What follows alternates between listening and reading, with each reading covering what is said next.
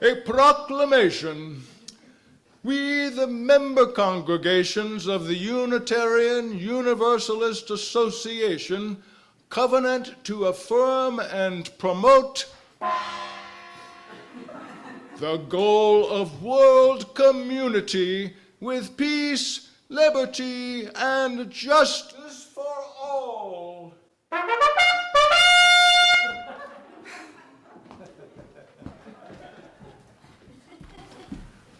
Are you kidding? That seems mighty pie in the sky, even for UUs. I mean, sure, world peace is a lovely idea, but not a very realistic one. Chances are. I know. The chances seem mighty slim and out of reach these days, no matter how optimistic our UU ancestors have been. And so, rather than beginning with a song this morning, we begin with a prayer, a peacemaking prayer by the Reverend Eric Cherry, who was the longtime director of the Unitarian Universalist Association's international office. I hope it helps. Maybe it will help us, even if it doesn't change the world. Well, I hope it does too.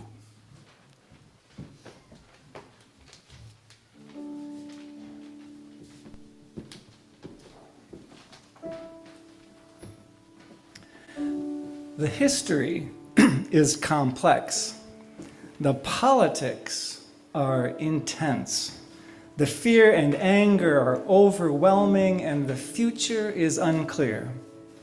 But glimpses of a hopeful vision will not be bombed into oblivion by anyone. In prayer, we call to mind the peacemakers, neighbors of differing faiths with different histories, with different politics, with different emotions, who find room for each other in their hearts, in their dreams, and in their lives. Those who hold firmly to a vision of peace and justice anywhere in the world, but especially today in Ukraine, in Syria, in Iran, in Haiti, in Palestine, in Yemen, in the United States. Spirit of life and love, be present with all who are suffering from violence. Lift up the hearts of those who fear and inspire courage among the peacemakers.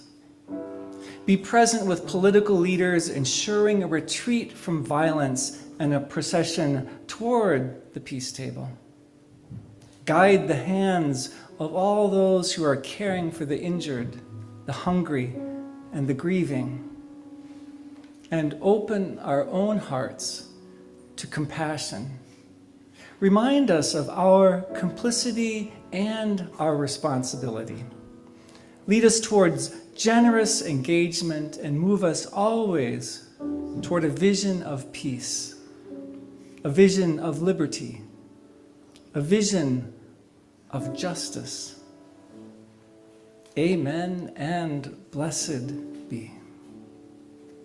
I invite you to rise in body or in spirit and to sing.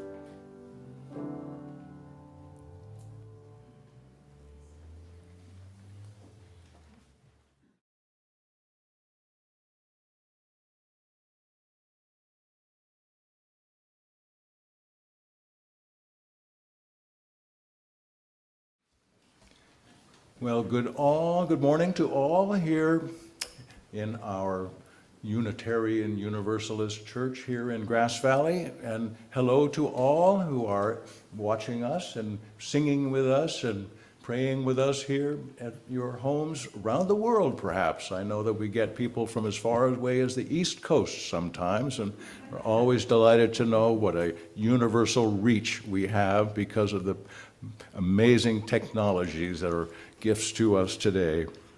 Just really nice to have you all here. I'm proud and pleased to be your worship associate today.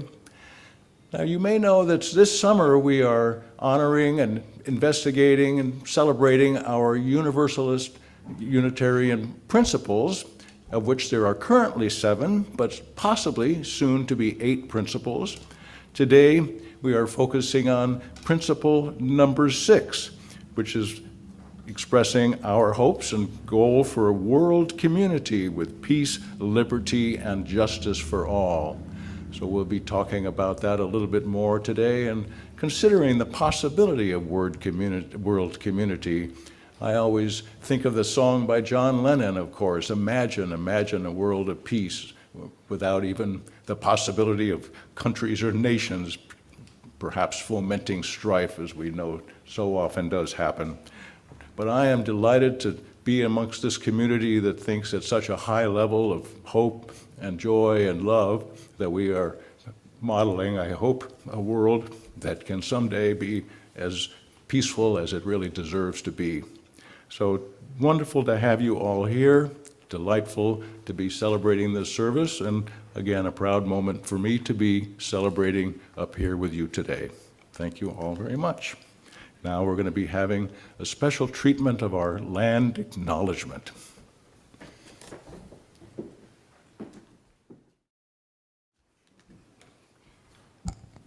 With Shirley Covert's blessing, we will be varying the words of our land acknowledgement week to week now, while sustaining our commitment as a community to being in right and respectful relationship with the Nisenan, the indigenous people of this land who are still here among us today.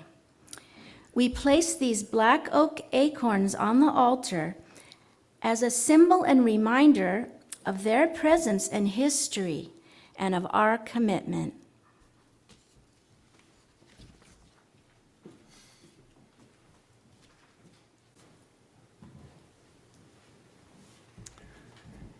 That is Liana Sapphire who's offering our land acknowledgement. Thank you, Liana. Yeah.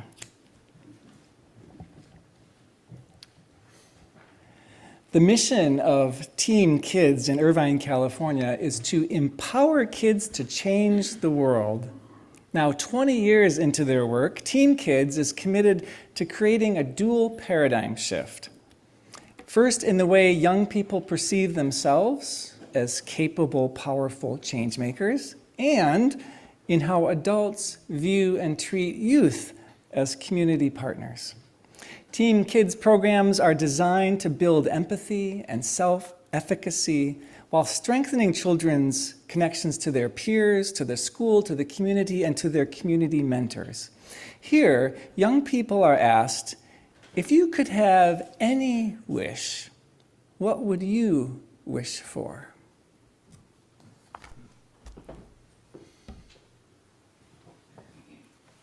I wish I can have a lot of toys, but homeless people and food is even more important.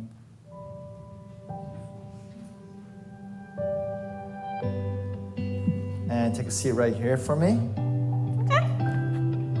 Awesome. Are you nervous at all? If you could have any wish, what would you wish for? It's tough. Hard one. A robot that would do everything for me. A Bugatti, an invention. I wish that unicorns were real. I could have superpowers. To bend metal and bite it. An endless pizza. You eat it, it comes back. For more wishes for everyone so they could get whatever they wanted. Like me,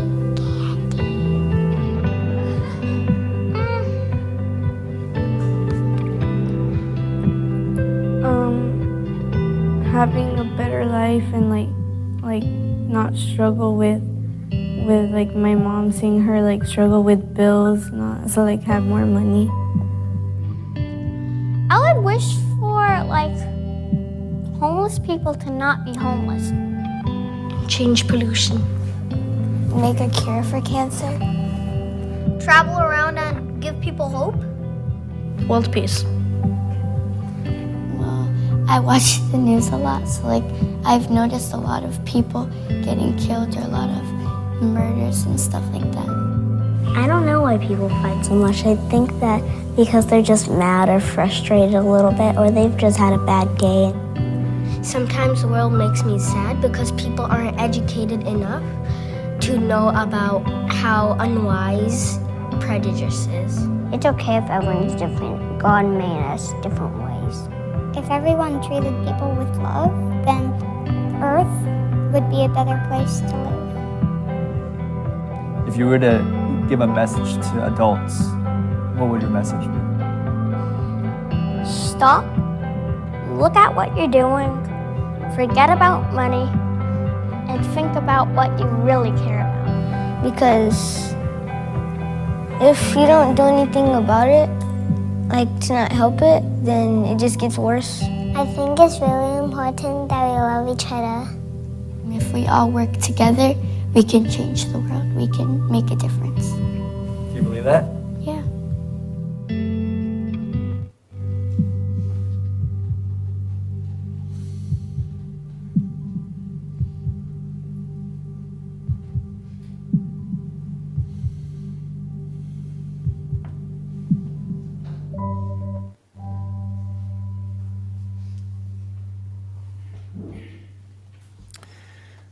So with that inspiration in our ears and eyes, and in our hearts and minds, let's sing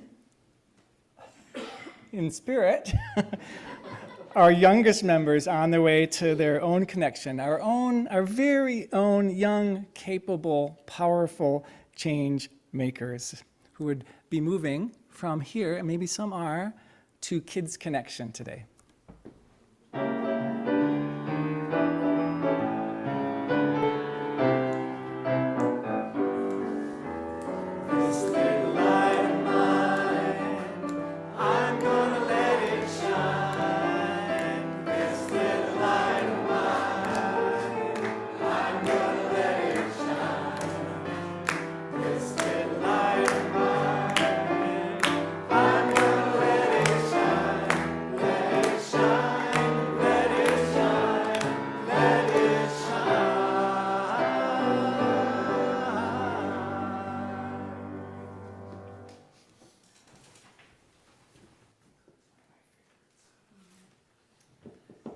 Today we do something a little extra and special. We, as a congregation, the congregation charges the new board that started July 1st in their new positions. Turns out we have a board that's mostly continuing, so they get doubly charged and doubly blessed. So I invite our board members to come on up.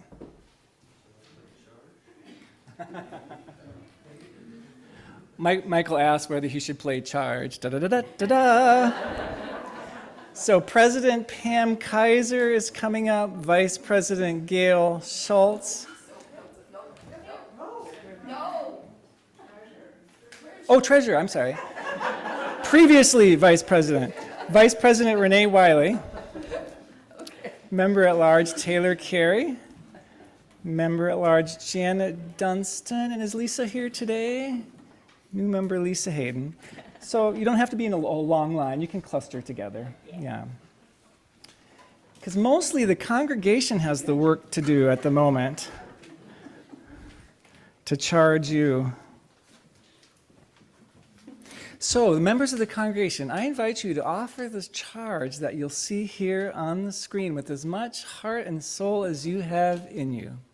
Are you ready? Together, we charge you, our circle of chosen leaders, to guide this community with love, vision, and courage, calling forth the best in us through the work that you do. Tell us not what we want to hear, but what you know to be most honest and true. Help us to reach in and to reach out. We call you to nurture a meaningful shared ministry among us and with our minister. We entrust you with the care and safety of our tangible and intangible resources, the gifts of our hands and our treasure, as well as the generosity of our hearts. So the question, board members, is do you accept these charges? And if you do, I would ask you to say, I do, with your own heart and gusto. And they really do. And they really do. So now I invite you to offer a blessing on having accepted that charge and the work they do all year round on behalf of the congregation. And here's the blessing, again with your heart and soul. We bless you and all that you do on our behalf with our love, our goodwill, and our willingness to bring our skill, our knowledge, our artistry, and our energy to the journey we share and the mission we have named. And then for everyone together, with courageous love and a sense of wonder, let us together cultivate our spiritual, emotional, and intellectual strength to create a world more compassionate, sustainable, and just. And now would be a perfect time for an audible appreciation. Yeah.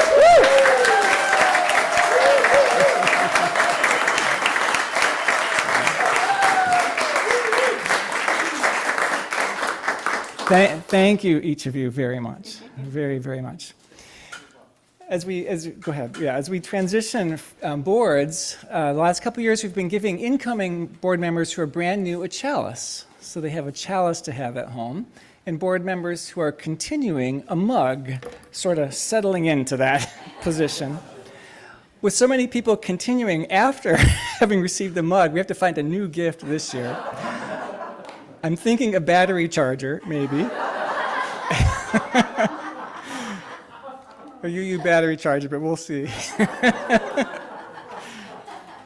Truly, thank you. I made a practice of when I go to General Assembly or big gatherings of Unitarian Universalists, whenever I meet someone who's on a board, I thank them, no matter what church board they're on. And for some people, it's the first time they've been thanked. Someone said, I had never been thanked. So I invite you to do the same, and particularly with these people all year round. So for a few moments, I invite you to breathe after our playful and busy opening.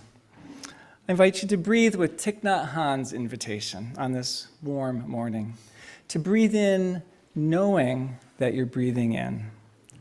And to breathe out knowing that you're breathing out at your own pace. Breathing in, knowing you're breathing in, and breathing out, knowing that you're breathing out.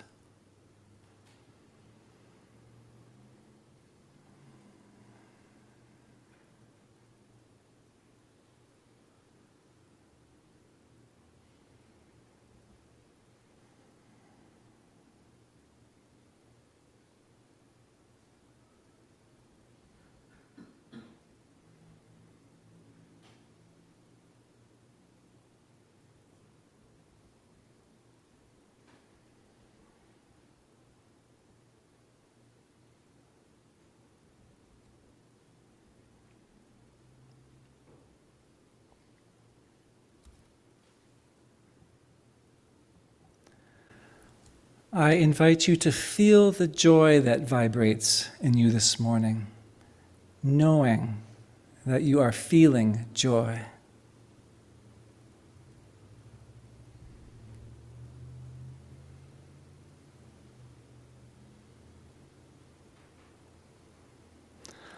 I invite you to feel the hurt that you are safely able to feel this morning, knowing that you are feeling hurt.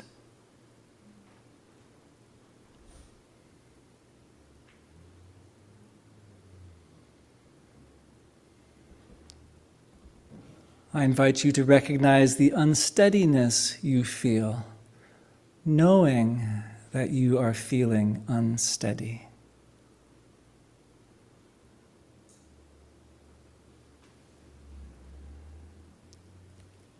I invite you to sense the awe that fills you, knowing that you are feeling awe.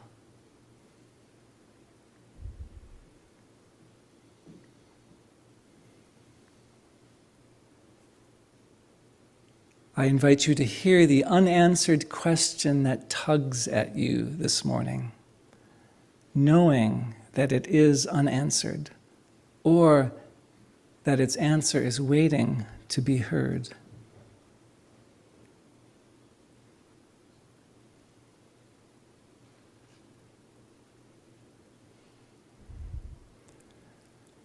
I invite you to notice the gratitude that courses through your body, knowing that you are feeling gratitude.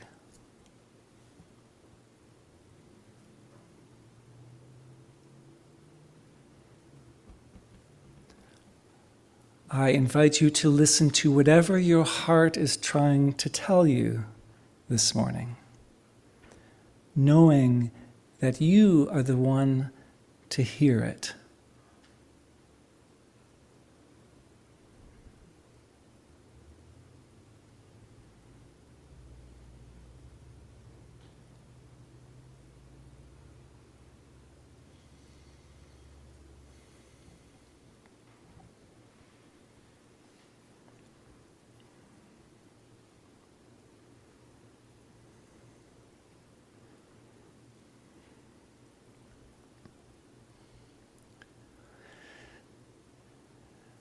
And for those who wish, I invite you to mark, to acknowledge to yourself as much as anyone what you've noticed in you this morning. If you're online, by typing into the chat some piece of what you feel, what you carry this morning. And if you're in the room, if you wish, to come and take a stone from the table here up front and to place it in the bowl of water, representing what's in your heart, and for all of us, representing the awareness that we are not alone and that we are held. I invite you in the quietness of the music to come forward, to type, to be still inside, to hold each other.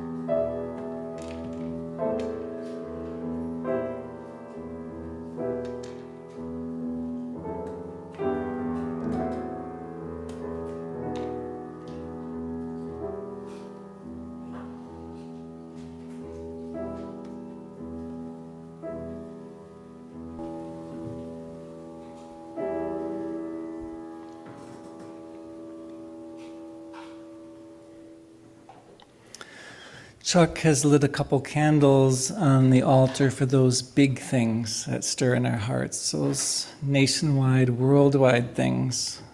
Still the pandemic, new pandemics, war in Ukraine, war around the world.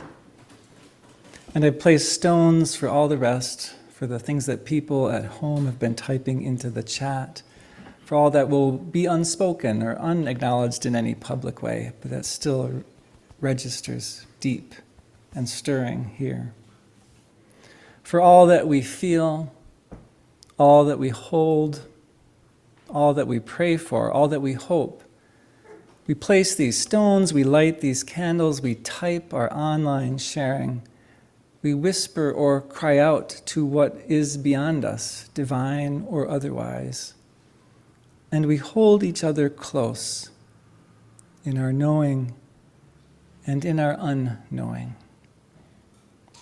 I invite us into a meditation by my colleague, the Reverend Richard Gilbert.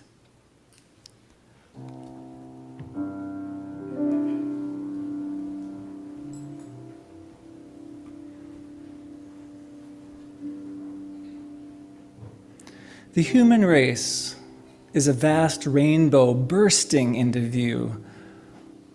A rainbow of white and black, red, yellow, and brown. Yet for all, blood is red. The sky is blue, the earth brown, the night dark. In size and shape, we are a varied pattern of tall and short, slim and stout, elegant and plain. Yet for all, there are fingers to touch, hearts to break, eyes to cry, ears to hear, mouths to speak. In tongue, we are a tower of Babel, a great jumble of voices grasping for words, groping for ways to say love, peace, pity, hope. Faiths compete, claiming the one way. Saviors abound, pointing to salvation. Not all can be right, not one. We are united only by our urge to search. Boundaries divide us, lines drawn to mark our diversity, maps charted to separate the human race from itself. Yet a mother's grief, a father's love, a child's happy cry, a musician's sound, an artist's stroke, they batter the boundaries and shatter the walls. Strength and weakness, arrogance and humility, confidence and fear live together in each one, reminding us that we share a common humanity. We are all more human than otherwise. Oh, we are all so much more human than otherwise.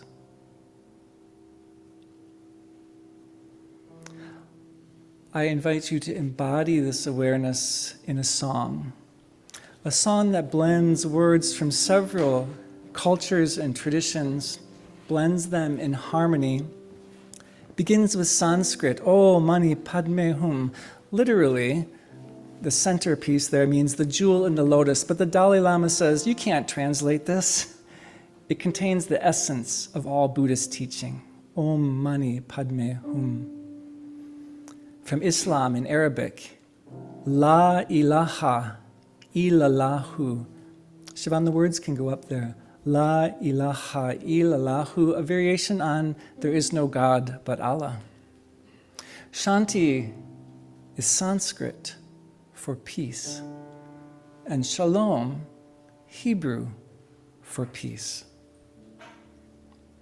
Our singers will sing through them so you'll have a chance to try them all on for size. And then we're going to layer them one with the other. And I invite you to find the one that feels best to you, or to move around as feels right to you. We begin with Om Mani Padme Hum.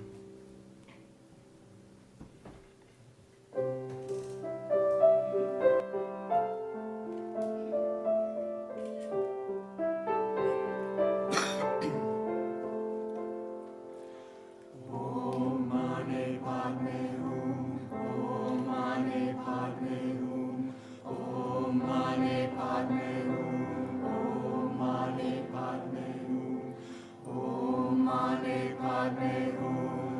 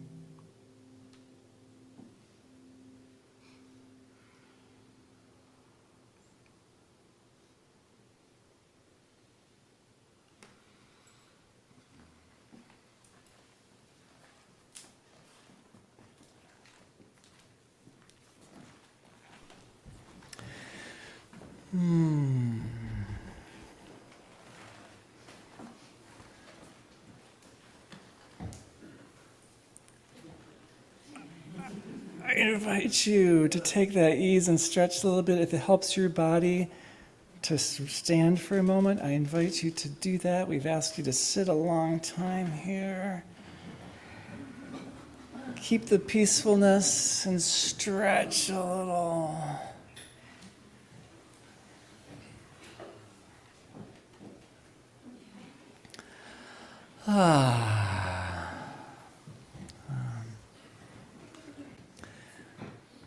The goal of world unity with peace, liberty, and justice for all. Sounds beautiful, doesn't it? And very far away. Reminded every day as we are that we and everyone else are so much more human than otherwise. Knowing that he had spent a number of years working in the Peace Corps in Iran, including living with families there, I asked Phil Hart how he felt about this 6th UU principle of world community, which we promise to promote peace, liberty, and justice for all. We promise it as Unitarian Universalists. And Phil responded quite quickly, saying, in essence, I think it is an unrealistic goal, and absolutely it should be one of our goals. Phil captured, I think, very succinctly what many of us think and feel. It's an unrealistic goal and an important and necessary goal. As our symbols this summer for Unitarian Universalist principles, we are using these wayfinding signs that Lindsay made. For me, these symbols convey that our UU principles are guides, that our shared principles point us in directions that we, UUs, believe will be best for humanity and the earth. But we have to figure out how to get there. And how we get to those destinations is the better part of what we get. Right? Typical destination signs would at least tell us how far away the destination is. And the most accurate distance for this principle, maybe for all the principles, would probably be the infinity symbol. Peter and Lou Berryman wrote a clever song years ago about being 55 miles away from their destination. And since the speed limit was 55 as they were driving, it would take them exactly 1 hour to get there. But 10 miles down the road, with 45 miles left to go, the speed limit drops to 45. So they're still exactly 1 hour away. And then 10 miles later, it drops to 35. And after that, 25 and 15. At the end, they say, well, we're hoping to get there someday, but we're still 1 hour away. No matter how far they drive, they're only and always 1 hour away from the place they're trying to get to. They wrote this song before texting was available, and I expect if they wrote it now, they'd be singing about texting again and again to the folks at their destination. We're just 1 hour away. Our optimistic Universalist and Unitarian ancestors had confidence that humanity was going to keep getting closer and closer to a world community with peace, liberty, and justice for everyone. And they sought to back up that goal with action, institutionally, active in the very first League of Nations and then later in the United Nations. In fact, the UUA principles, especially as they were drafted at the beginning, have a marked similarity to the United Nations Charter and the United Nations Declaration of Human Rights, which is no accident. You may know that the Unitarian Universalist Association actually has an office at the United Nations.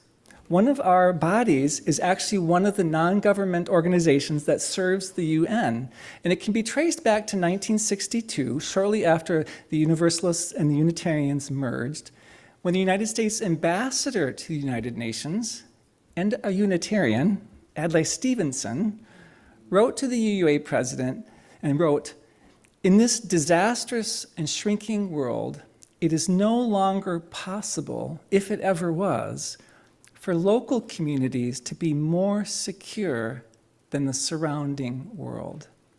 Our ultimate security, therefore, lies in making the world more and more into a community." This is where we come from. In recent years, the UU United Nations Office has focused on climate change and in particular on lesbian, gay, bisexual, transgender rights around the world because it's so dangerous in many countries for LGBTQ people and because the UUNO is a leading and often a lone voice in that work. So they said, this is our work to do. In that same letter back in 1962, Adlai Stevenson suggested that every UU congregation should send a designate, an envoy, in fact, to the UU United Nations office. All of you, he wrote, have the opportunity to share in the answer and thus to help build a peaceful world. That UU United Nations office is kind of a middle link of sorts between us here close in as individuals or as a congregation and that huge goal of world community. It's one of the ways we pool our efforts and resources to try to make a difference, that middle ground. The National Geographic asked people from 22 different countries all around the globe, is peace on earth possible? And in the video of people's responses, the answers go like a tennis match back and forth. Yes, no, yes, no, maybe, absolutely not. Of course, only if we have peace in our hearts first, only if we have love in our hearts first. And one person answered, first, help me make peace with my mom, then we'll think about world peace. And that's it, isn't it? That's the other end of this huge principle, starting very close in and very personal. If we haven't figured it out here, and here, how could we possibly expect to reach world community with peace, liberty, and justice for all? You may have heard the Chinese proverb, or it's labeled a Chinese proverb, I should say, where there is light in the soul, there will be beauty in the person. Where there's beauty in the person, there'll be harmony in the home. Where there's harmony in the home, there'll be honor in the nation. And where there's honor in the nation, there'll be peace in the world.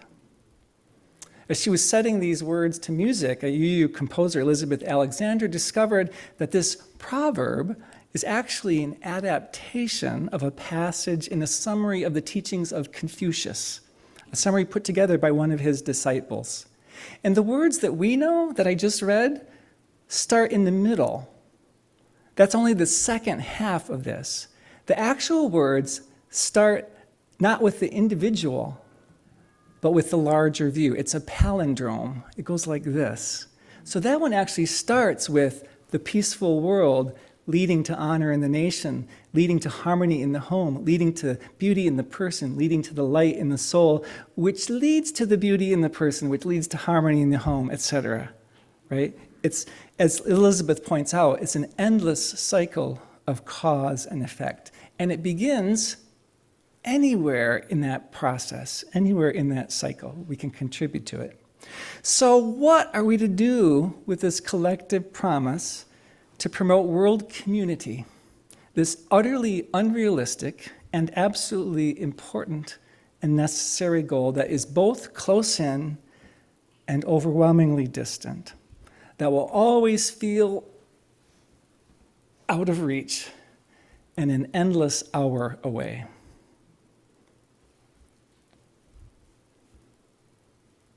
I was hoping that one of you might answer.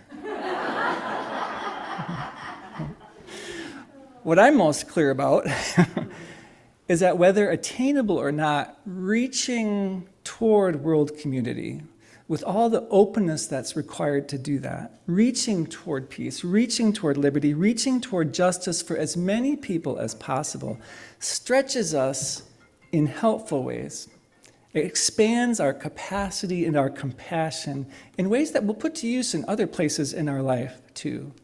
And I believe that reaching toward world community keeps us pointed in the right direction, keeps us pointed in a life-affirming, life-enhancing direction, no matter what speed we're traveling. For me, it makes this a worthy ideal, a worthy principle, pointing in a direction.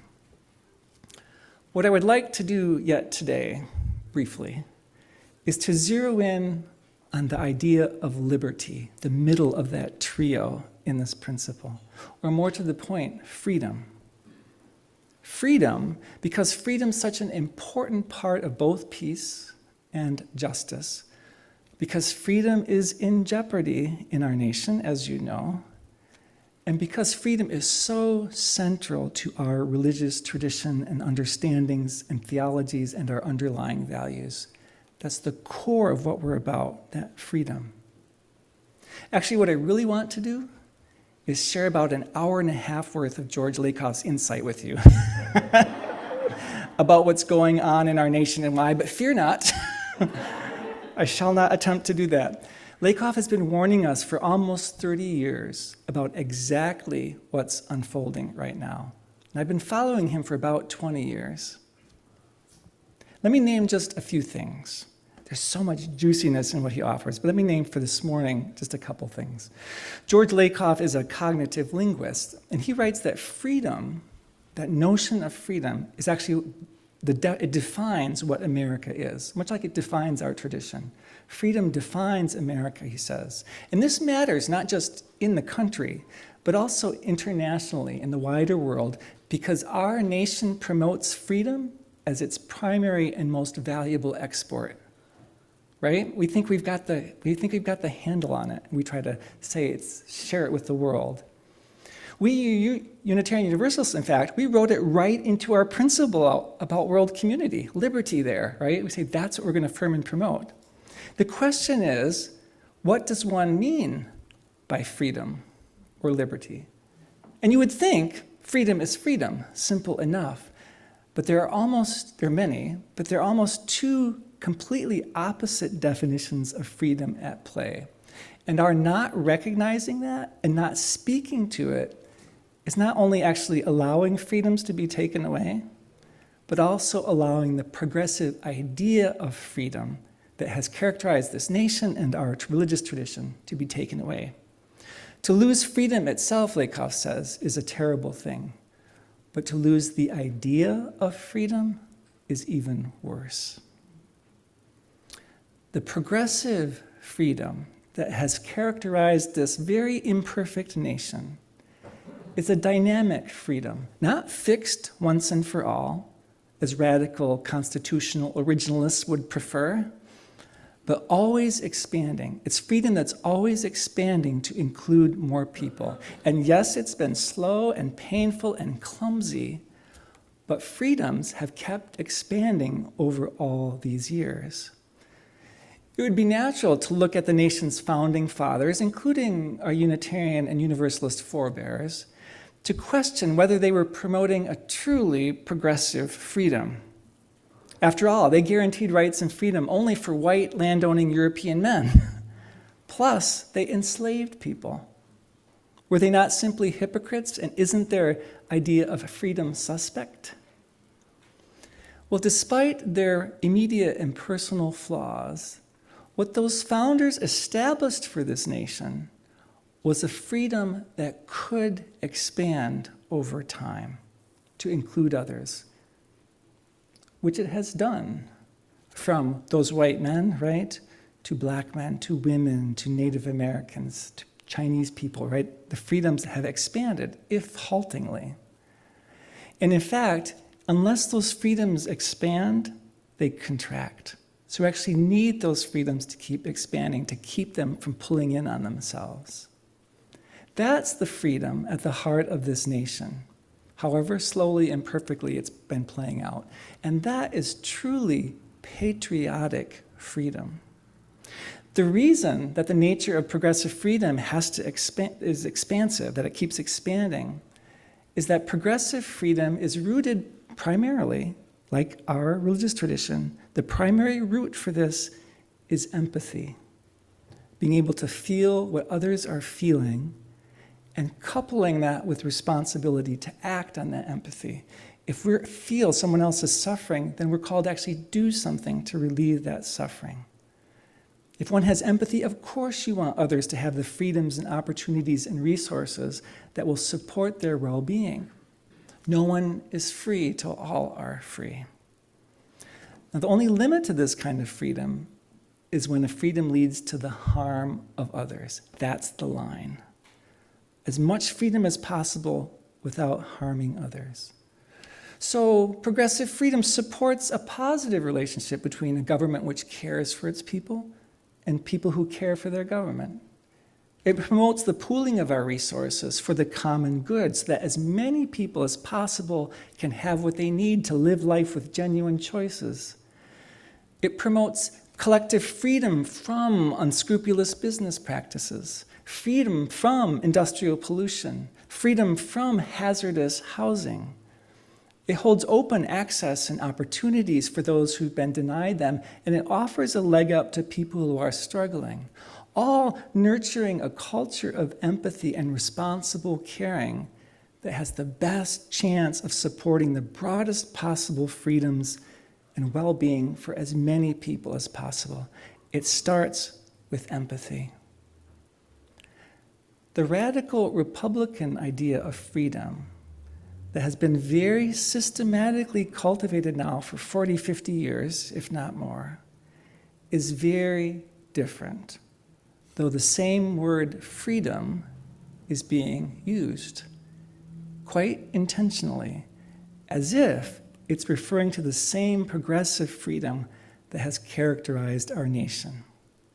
The meaning of freedom is being changed, says Lakoff. Radical Republican freedom is not rooted primarily in empathy. It doesn't mean people aren't empathetic, but the mindset, the worldview, the lenses are not rooted primarily in empathy and its companion responsibility.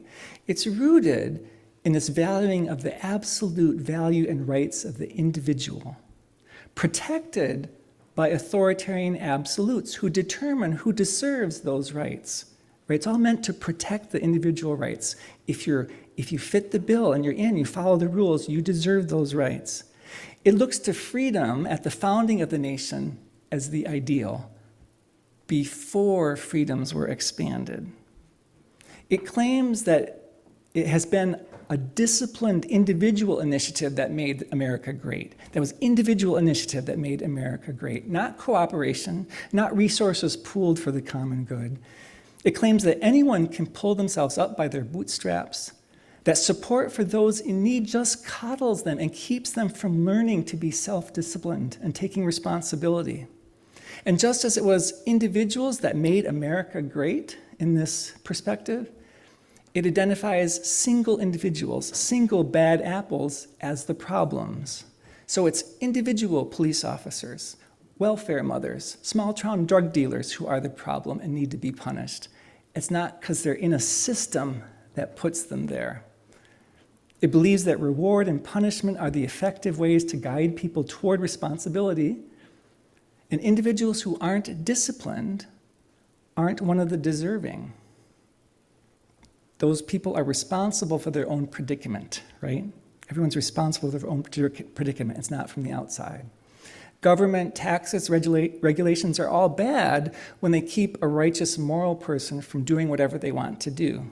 It's the personal, don't tread on me to the nth degree. Now, there's a whole juicy part about why people hold those views based on how we understand family, but that's another story. And so I want to talk about where all this comes from, but here's the point for today, a seed, perhaps. We need not only to recognize the difference between those two understandings of freedom. Rilikoff wrote this 16 years ago in a book titled Whose Freedom?, from which I've been drawing this morning. But more important, we need to understand and talk about progressive freedom and the role of freedom in our lives. We have to talk about it. We have to use the word and attach it to our progressive views of freedom. And Lakoff says that every progressive issue is ultimately about freedom. And we need to name that out loud every chance we get, because the radical Republican version of freedom is fast winning out and commandeering the word in people's minds and hearts by persistent repetition, right? What's a true patriot? What is freedom? Empathy-centered freedom, progressive freedom, UU-style freedom matters for the soul, for the person, for the home, for the nation, and the world. It is this idea of dynamic freedom that expands that we Unitarian Universalists have inherited, and that we believe makes the world a better place for all. As Lakoff writes, we can't take freedom for granted or pass it on effortlessly to our children. The progressive freedoms that we have inherited and that have defined our country have been expanded over time with great effort and sacrifice. And those freedoms are being beaten back right now and taken. In other words, freedom isn't free. And isn't that the kick in the pants? That ought to be a progressive slogan rather than a conservative slogan, that freedom is not free. It depends what kind of freedom you're talking about. And I think that could be a progressive slogan again. Freedom is not free. May community indeed be a guiding principle and a goal for this congregation, this nation, this world, this community, yes, with peace, with liberty, with progressive freedom, with justice for all.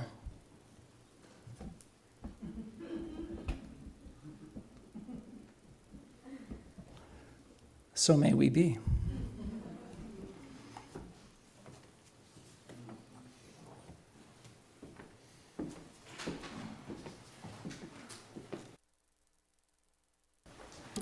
Well said, my good sir.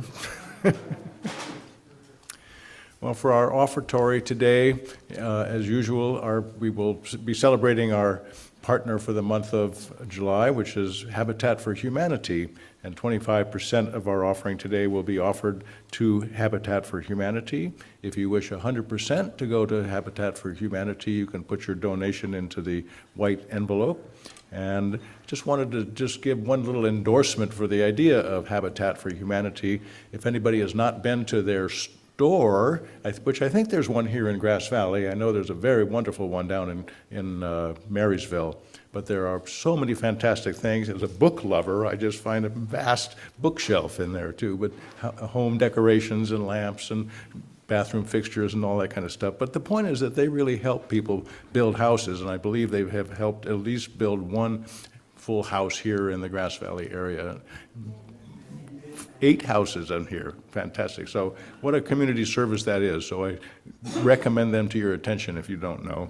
So anyway, we're going to be donating 25%, and thank you so much for your generosity. And let's see where our baskets are. Yep, if you hang on for the announcement from Allison. Yeah. Yes, okay. And also we will be hearing from Allison for the various ways that you're able to give as well. So thank you, Allison. Your generosity remains essential to our ability to sustain the work of our community. There are several ways to contribute. You may text an amount to 833-579-0483, give via our website at uugrassvalley.org, via PayPal at paypal.me/UUCM, or mail to UUCM 246 South Church Street, Grass Valley, California, 95945. Thank you. Thank you.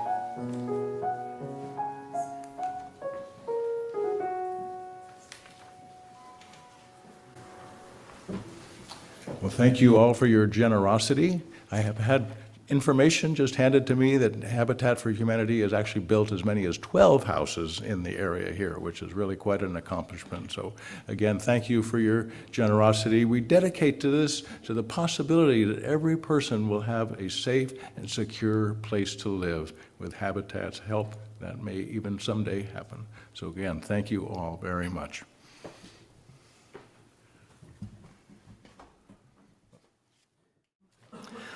I want to thank the people who venture into an unfamiliar building in an unfamiliar community on a Sunday morning, looking for whatever you're looking for. I know that's not an easy thing to do, right? That's not an easy thing to do. So welcome. I'm glad you're here. Thanks for taking that step across the threshold. We'd be glad to talk to you, get to know you more.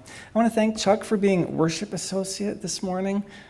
To Eileen Hale for being our Steady Lately online host. Eileen, thank you very much. Linda Siska did the beautiful setting today, and she pointed out we were talking about world peace, and I said, well, maybe sunflowers with Ukraine in mind. And she said, this is a truly international cloth. Ukrainian sunflowers on a French fabric that she bought in Poland while she was visiting Germany. I love these little things that you wouldn't otherwise know, right? There are layers of meaning up here. Thank you to our singers, Janet, Randy, Liana, Susan, very much for singing today. Toby for playing, Michael for playing and singing. It's lovely to have the cornet this morning. Yeah, which we'll get a little bit more of in a moment. Thanks for being greeters, Carmen and Jean, I think I saw it there, and Connie this morning.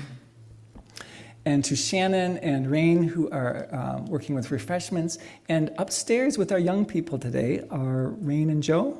Raina Thibault and Joe Waters. Thanks to them. And to George and Corey for doing that behind-the-scenes work. I'm going to invite us to sing. We've been singing, the songs we've been singing this morning, that first one was kind of from our tradition, expressing some of that optimism. This song is another variation on that, a kind of the expression of our tradition over time.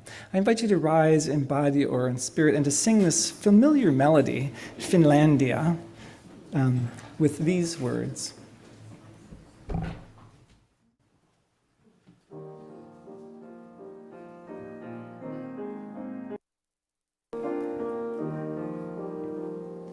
This is my song, O God of all the nations, a song of peace for lands afar and wide. This is my home, the country where my heart is. Here are my hopes, my dreams, my holy shrine. But other hearts in other lands are beating, with hopes and dreams as true and high as mine.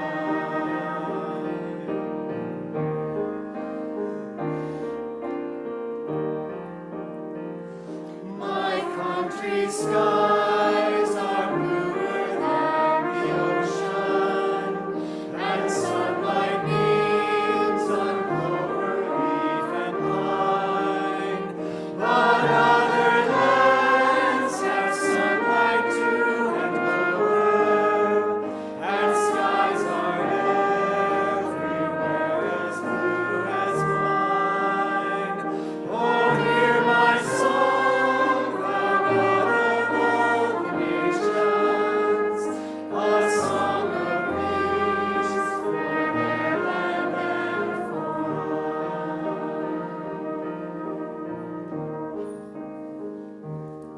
It was Martin Luther, the Martin Luther of the Reformation, who said, even if I knew that tomorrow the world would go to pieces, I would still plant my apple tree.